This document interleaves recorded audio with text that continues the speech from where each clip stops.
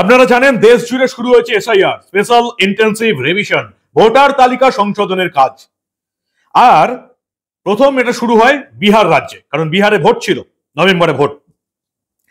বিহারে আপনারা জানেন 65 লক্ষ থেকে 66 লক্ষ ভুয়ো ভোটারের নাম বাদ গেছে এবং 18 লাখ নতুন ভোটারের নাম যুক্ত হয়েছে, পরিমার্জিত হয়েও কিছু যুক্ত হয়েছে। কিন্তু আপনারা কি এটা জানেন যে বিহারে এখনো এই ভোটার তালিকা সংশোধনের কাজে গাফিলতি করার জন্য, কোন রাজনৈতিক দলের হয়ে কাজ করার জন্য 53 থেকে 54 জন বিএলও অ্যারেস্ট হয়ে গ্রেফতার হয়েছিলেন, জেলে গেছেন, এখনো জামিন পাননি। আপনাদের এলাকায় বুথে যে সমস্ত বিএলওরা যাবেন তাদেরকে একবার জানিয়ে দেবেন যে বিহারে 53 থেকে 54 জন বিএলও এখনো জামিন পায়নি, সাসপেন্ড হয়ে বসে আছে। পশ্চিমবঙ্গে কি সেটাই হবে? তৃণমূলের অনেক নেতা কর্মী যারা বিএলও হয়ে বসে আছেন তারা ভাবছেন হয়তো ইলেকশন কমিশন কি করবে। এই তো পিসি ভাইপো প্রতিদিন ইলেকশন কমিশনকে গালাগাল দিচ্ছে, কি করবে আমাদের? পশ্চিমবঙ্গে বিএলওদের টাইট দেওয়া শুরু হয়ে গেল। বৃহস্পতিবার বেলা 12টার মধ্যে যে সমস্ত বিএলও এখনো নিজের কাজ বুঝে নেননি, কাজে যোগ দেননি, সার্টিফিকেট গুলো নেননি, তাদেরকে লাস্ট সুযোগ দেওয়া হয়েছে দুপুর 12টা বৃহস্পতিবার। তার মধ্যে বিএলওরা কাজে যোগ না দিলে তাদেরকে সাসপেন্ড করা হবে এবং তাদের বিরুদ্ধে এফআইআরও করা হতে পারে কর্তব্যে গাফিলতি এবং দেশের কাজে বাধা দেওয়ার জন্য।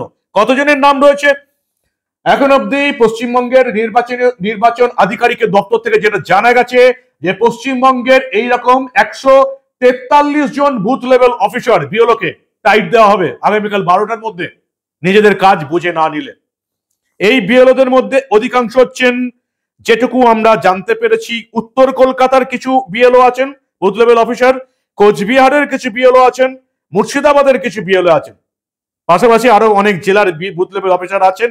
মোট 143 জনের নাম উঠে এসছে। আজকে নির্বাচনী আধিকারিকদের সঙ্গে আবার বৈঠক হয় জেলা শাসকদের এবং বুধবার দুপুর 3:45 থেকে মুখ্য নির্বাচনী আধিকারিকের দপ্তর থেকে ভিডিও কনফারেন্স হয় ডিইও দের সঙ্গে, ডিএম দের সঙ্গে, অন্যান্য সরকারি আধিকারিকের সঙ্গে, ইআরও দের সঙ্গে।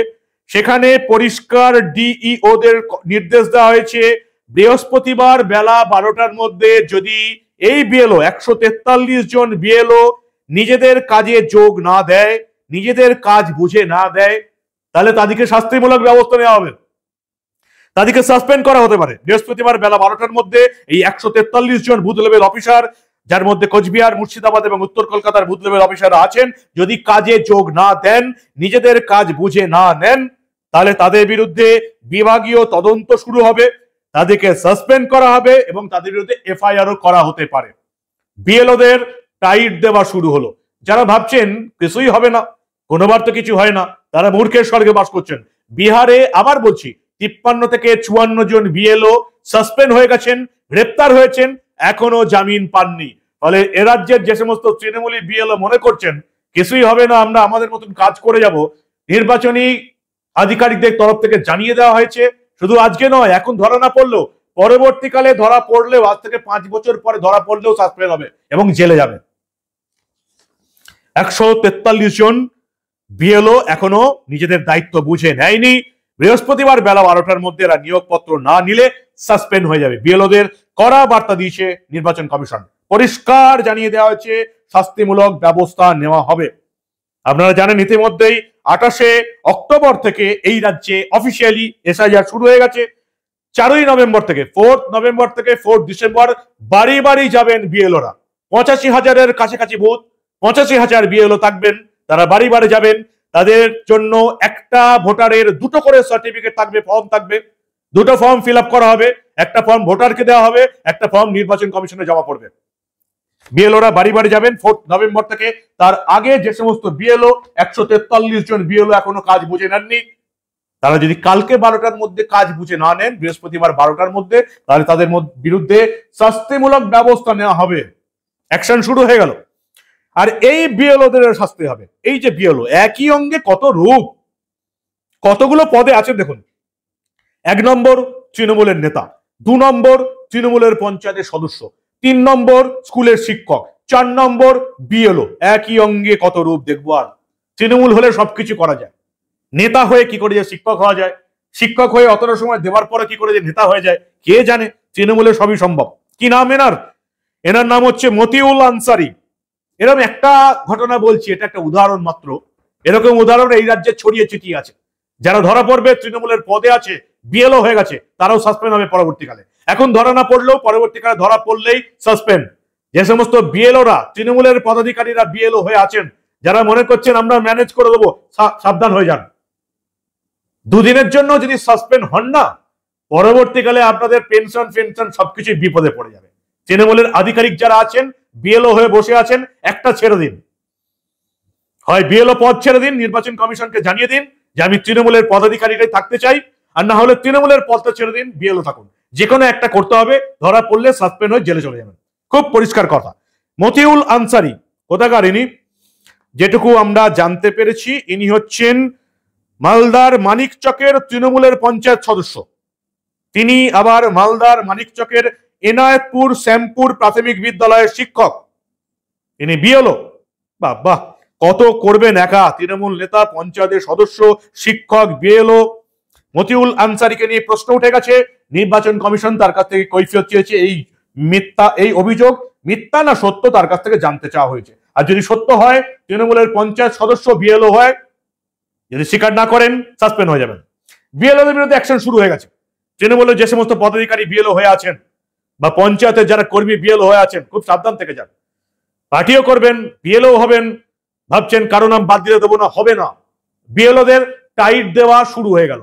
আর টাইট দেওয়া শুরু হয়েছে বলেই এই রকমের বাম্মা তুলে গালাগাল শুরু হয়েছে, হুমকি শাসানি চলছে। বাংলা একটা কথা আছে জানেন তো, চলতি কথা, যাদের বাবা মার ঠিক নেই তারা এটাই ভাবে কারোর বাবা মার ঠিক নেই। কি বলবেন আপনারা? আজকে কিরকম হুমকি শাসানি দিলেন তৃণমূলের যুবরাজ, আঞ্চলিক তৃণমূলের সর্বভারতীয় সাধারণ সম্পাদক। ছোট্ট করে একবার দেখে নিন। কেন্দ্র সরকার ভাবছে কি, যখন ইচ্ছা যাকে ইচ্ছা আমি বাংলাদেশি ঘোষণা করে দেবো, যাকে ইচ্ছা আমি রোহিঙ্গা ঘোষণা করে দেবো। জ্ঞানেশ কুমারের বাবার নাম আছে ভোটার লিস্টে, ডকুমেন্ট দেখাতে পারবে? অমিত শাহর বাবার জন্মের সার্টিফিকেট দেখাতে পারবে? প্রধানমন্ত্রী থেকে শুরু করে ক্যাবিনেটে যারা মন্ত্রী রয়েছে, স্বাস্থ্যমন্ত্রী, প্রতিরক্ষা মন্ত্রী, শিক্ষামন্ত্রী, অর্থমন্ত্রী, রেলমন্ত্রী, তার বাবার ঠাকুরদার জন্মের সার্টিফিকেট দেখাতে পারবে? যারা ইলেকশন কমিশনে কাজ করেন দেখাতে পারবেন? স্থানীয় যারা বিজেপির নেতারা যদি এখানে ঢোকেন, ঘিরে ধরবেন এদেরকে, বলবে বাবা ঠাকুরদার সার্টিফিকেট নিয়ে আয়, তারপর প্রচার করতে আসবে। বাবা ঠাকুরদার সার্টিফিকেট নিয়ে আয়, তারপর প্রচার করতে আসবি। বেঁধে রাখবেন, বেঁধে রাখবেন, গাছে পোস্টে বেঁধে রাখবেন, হাত তুলবেন না। আমরা শান্তিতে বিশ্বাস করি। বলবেন সার্টিফিকেট নিয়ে আয়, তারপর তো দড়ি খুলবো। যা, তোর বাবার সার্টিফিকেট, বাবার বার্থ সার্টিফিকেট, তোর দাদুর বার্থ সার্টিফিকেট, তোর ঠাকুরদার বার্থ সার্টিফিকেট, আর তোর দিদিমার বার্থ সার্টিফিকেট। তোর অমিত শাহ, মোদী সরকার যে আমাদের থেকে সার্টিফিকেট চেয়েছে, আগে তোরা সেই সার্টিফিকেট মানুষকে দেখা, তারপর কাগজ চাইবি মানুষের থেকে। বিএলওদের টাইট দেওয়া শুরু হয়েছে, তাই তৃণমূল বিপদে পড়ে গেছে। ভুয়ো ভোটার বাদ যাবে, মৃত ভোটার বাদ যাবে। কত ভোটার বাদ যাবে বলুন তো? 2002 সিপিএম এর আমলে, বুদ্ধদেব ভট্টাচার্যের আমলে এই রাজ্যে লাস্ট এসআইআর হয়েছিল। কত বাদ গিয়েছিল আপনারা জানেন? সিপিএম আপনাকে জানিয়েছে, তৃণমূল জানিয়েছে আপনাকে, 28 লক্ষ ভুয়ো ভোটার বাদ গিয়েছিল। এবার ওই 28 লাখটা উল্টে যাবে, 82 লাখ ভুয়ো ভোটার বাদ যাবে, যাদের জেরে 21 এবং 24 এই দুটো বছর বিধানসভা এবং লোকসভা তৃণমূল এই ভুয়ো ভোটার দিয়ে ছাপ্পা মেরে জিতেছে। ফলে তৃণমূল নিজেদের শিরে সংক্রান্তি বুঝতে পারছে। সেজন্য তৃণমূলের যুবরাজ অভিষেক বন্দ্যোপাধ্যায় পাগল হয়ে গেছেন, যা পারছেন তাই বলছেন। এমনকি 2002 ভোটার তালিকায় যার নাম ছিল সেও নাকি এনআরসির ভয়ে আত্মহত্যা করেছে, এমন কথা শুনে তিনি আন্দোলন শুরু করে দিয়েছেন। সবচেয়ে বেশি মিথ্যা কথা কে বলছে? মমতা বন্দ্যোপাধ্যায় এবং অভিষেক বন্দ্যোপাধ্যায়। সবচেয়ে বেশি এসআইআর নিয়ে এই রাজ্যের মানুষকে ভুল কে বোঝাচ্ছে? মমতা বন্দ্যোপাধ্যায় এবং এসআইআর এবং Abhishek Bandyopadhyay. SIR, special intensive revision, voter তালিকা সংশোধনের কাজকে NRC, national register for citizens বলে গুলিয়ে কে দিচ্ছেন? মমতা বন্দ্যোপাধ্যায় এবং অভিষেক বন্দ্যোপাধ্যায়। যদি এনআরসির ভয়ে কেউ মারা যান আর তাদের নাম যদি 2002 ভোটার তালিকায় থাকে, তাহলে এই মৃত্যুর দায় একমাত্র মমতা বন্দ্যোপাধ্যায়ের এবং অভিষেক বন্দ্যোপাধ্যায়ের। এই যে খর্দা পানিহাটি ভদ্রলোক মারা গেলেন, প্রদীপ কর 2002 ভোটার তালিকায় নাম ছিল, তিনি যদি এনআরসি আতঙ্কে মারা যান, তার জন্য দোষী হচ্ছেন মমতা বন্দ্যোপাধ্যায় এবং অভিষেক বন্দ্যোপাধ্যায়। কি বলবেন আপনারা? বিএলওদের টাইট দেওয়া শুরু হয়ে গেল, খেলা এখনো অনেক বাকি। দেখতে থাকুন দা নিউজ বাংলা, বাংলার মেন স্ট্রিম মিডিয়া। তথাকথিত সাংবাদিকরা যে সমস্ত ঘটনা চেপে যাবে, আমি তো আপনাদের বলেছি বাংলায় ঘটে যাওয়া এই ধরনের অনেক ঘটনাই চেপে রাখতে দেব না।